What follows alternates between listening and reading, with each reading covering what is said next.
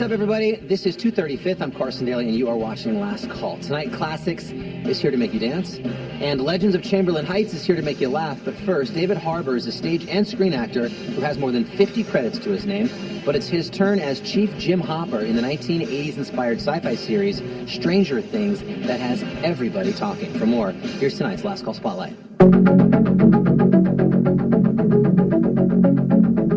I've never seen kids as good. They're really amazing actors, and apart from that, they're just real kids. I mean, they really are 12-year-old boys for all that means. Their bodies are freaking out. The hormones are like going crazy. So a lot of times in takes, they can't control their bodies. Like they'll just involuntarily do things. And then there would be the occasional thing where you'd be in the middle of a take and you'd hear from off camera, you'd hear like, you'd be like, oh my God, you just farted during my big moment. So things like that were complexities. My name's David Harbour. I played Chief Jim Hopper on the TV show Stranger Things.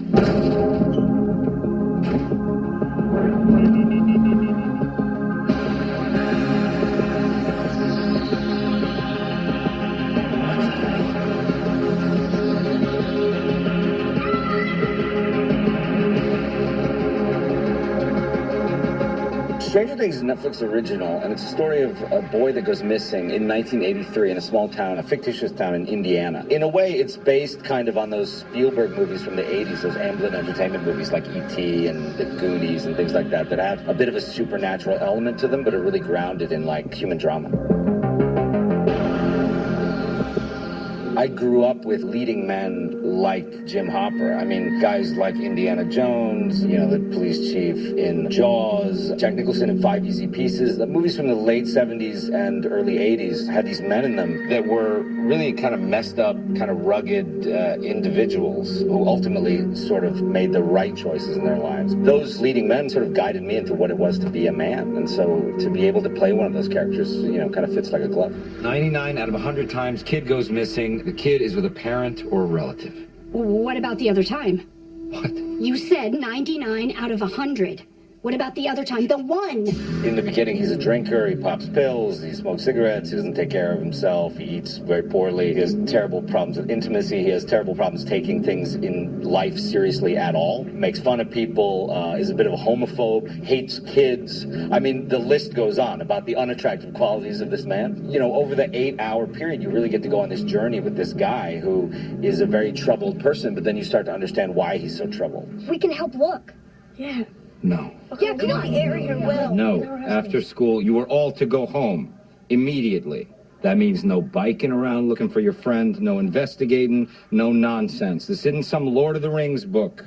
You know, I read for the role. I went and auditioned, and I wore a hat. And the casting director was like, you want to take the hat off for one? And I was like, no, I think this guy likes to hide. I worked with this guy, Orlando, at this hat shop in New York, and he turned me on to this hat called an open road, which is something that I guess Eisenhower wore. And it sort of looks a little bit like the fedora of Indiana Jones, but also it has this feel to it like if he was born in 1943, it could have been his dad's hat, it could have been his grandfather's hat, it could have been this hat that was passed down from generations. So we developed this very specific hat that has the Indiana Jones feel to it, but it's specific to this guy. I didn't have a whip, but I wish I did. And there weren't snakes covering the floor, but I wish there were.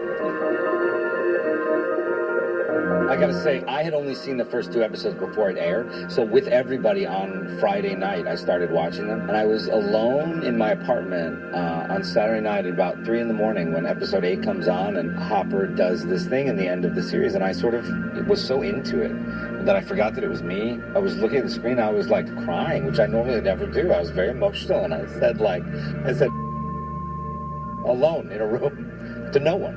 So I was very moved by it. I was very into it. And then you start seeing all these things come out, like the BuzzFeed articles about like which Stranger Things character are you, all these different things, and you realize that, wow, we're kind of like a cultural thing. Have you taken the test? Yeah, I got the monster. Yeah. What if this whole time I've been looking for Will? I'm chasing after something else. In general, I'm a pretty like happy-go-lucky guy. I love what I do, but occasionally you will meet a fellow artist that is kind of a jerk. And I met one on this. The four-legged creature played the buyer's dog. That artist was not up to snuff. Didn't take our work seriously, kept ruining takes. And so, I had a bit of a meltdown one day, and I stormed off set and said, I'll be in my trailer. Hopefully the buyer's dog will run away before season 2 begins. There's apparently a year. We can cry about it and mourn it, as we do with and other characters, but hopefully that dog will be gone. He hates animals and kids. Who is this guy? That was David Harbour. Stranger Things is now available on Netflix. Coming up, we're going to send you to FYF Fest for some electronic music courtesy of Classics next.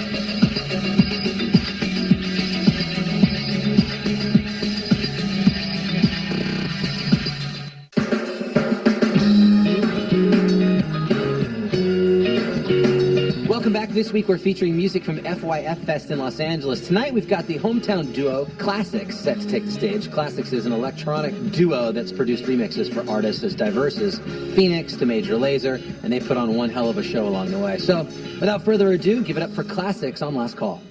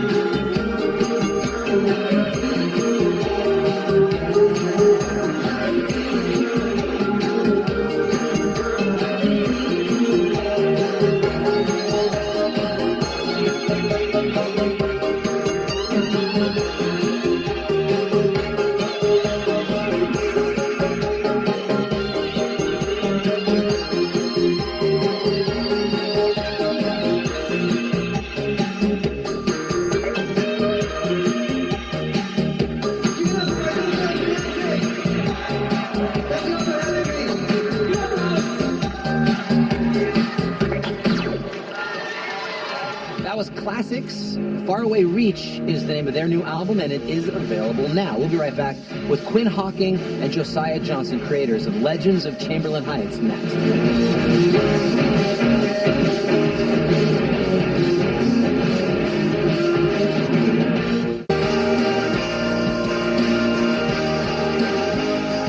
Welcome back. Legends of Chamberlain Heights is an adult-themed animated series that was renewed for a second season before it even premiered. Tonight, we sit down with two of the show's creators to find out all about the new series. From Wolf in L.A., here's Quinn Hawking and Josiah Johnson.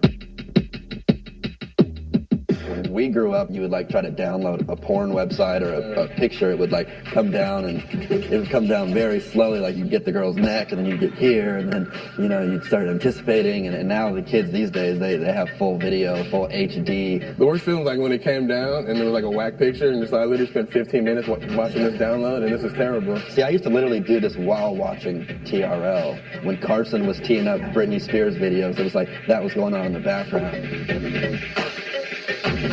We're talking to Josiah Johnson, first of his name. I am Quinn Hawking, no relation to Steven, and we Are the creators of Legends of Chamberlain Heights. Busters be salty, say I ain't really black, like they ain't heard about the 9 that I packed. Ooh! Oh, you bitch woman think you got flows? Y'all can't do nothing right. Drop that. Y'all out here messing around, acting like suckers. That's why y'all some no-playing mother. Legends of Chamberlain Heights is 3 freshman high school basketball players sit on the end of the bench but dream about becoming legends at their high school, and they're really going to do whatever it takes to make that dream come true. I think it's 3 guys that don't really live in reality, which I think we can all relate to, because who wants to live in reality? The group is Grover, Milk, and Jamal. Milk is the only white guy of the 3. Y'all thought I was finna say And I think that, in a way, he was kind of made to resemble me. Hey, what's up, homie? Yeah, what's up, Carson Daly? Happy to be on your show, homie. Quinn is embraced by the black community. Like, by default, he definitely has a black card, but it can get revoked. You just, you never know. Jamal is kind of just, he's the short, little, fat character. Damn, Kobe! Stop looking at my... And he's probably the most out there of them. He's, in his own mind, he's like kind of the next Steve Jobs. He's kind of the brains of the group, but he's also got some really bad ideas, too. Grover is the one that actually has the potential to be good. Grover was drawn to kind of look like me. Obviously, my nose isn't that big, and my curl is much more luxurious. He's on the path to potentially be the next LeBron type. Where Milk and Jamal know they suck. I didn't want to interrupt you and your boo. You mean Randy? Seems like an okay dude if you into squeenies. What's a squeenie? It's a square plus a weenie. One thing I like about Randy, he's brave enough to go after what he wants. So what you saying? If I holler, you gon' swallow? First of all, nasty. We all want to be more than we currently are. I think that's a natural human state. That's true. Joe and I both are like that, because we were both bench warmers for 4 years at UCLA. When you're on the bench and you know you're not going to get in the game, you have to go to a different state of mind, because what are you going to do, just be satisfied with being a nobody? If we were on a road trip, it was like, how do we sneak out of our hotel? It was always plotting the next move, knowing that the next move was not going to happen on the basketball court. We had a system in place when we would go on road trips.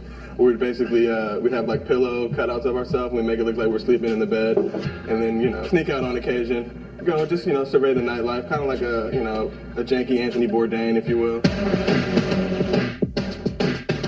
Our game was layup line, so you literally had to try and look as sweet as possible and look like you still had NBA level talent.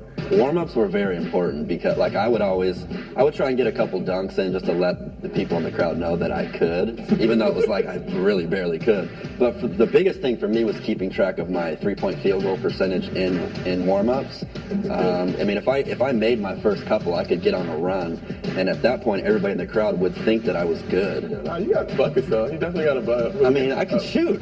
Portland, who was that? I remember you got to hit a 3, and it was wet.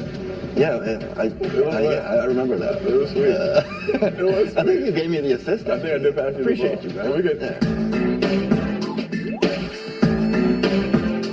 Being a legend in our book was just being unique. I think that we used to use that term on campus so much. You'd see somebody that you partied with the night before, and you'd be like, "Oh, what up, legend?" And it was partly because they may have been this unique personality or whatever, but it was also partly because we probably just didn't even know their name. It's like 50-50. My thanks to Quinn and Josiah. Legends of Chamberlain Heights premieres September 14th on Comedy Central. We'll come back after this and bring you some more music from FYF Fest after these words.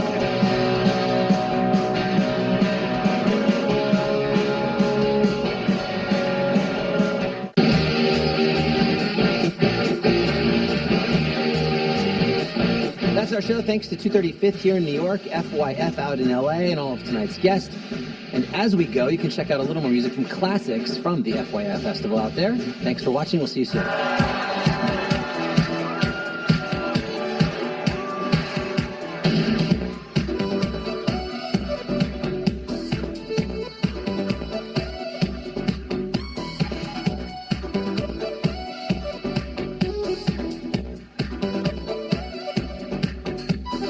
Somebody's looking for a situation. Somebody's working on the score.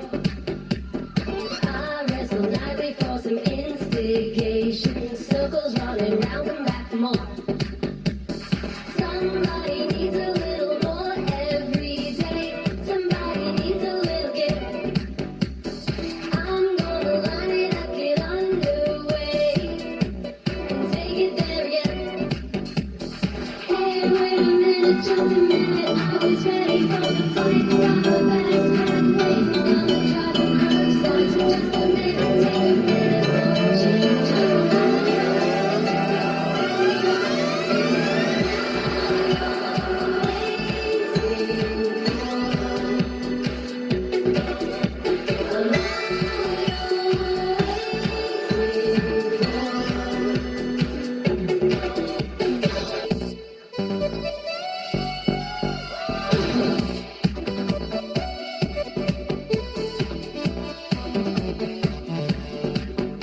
Somebody's looking for a situation. Somebody's working on the score. If I never got the invitation, would I ever see the exit door?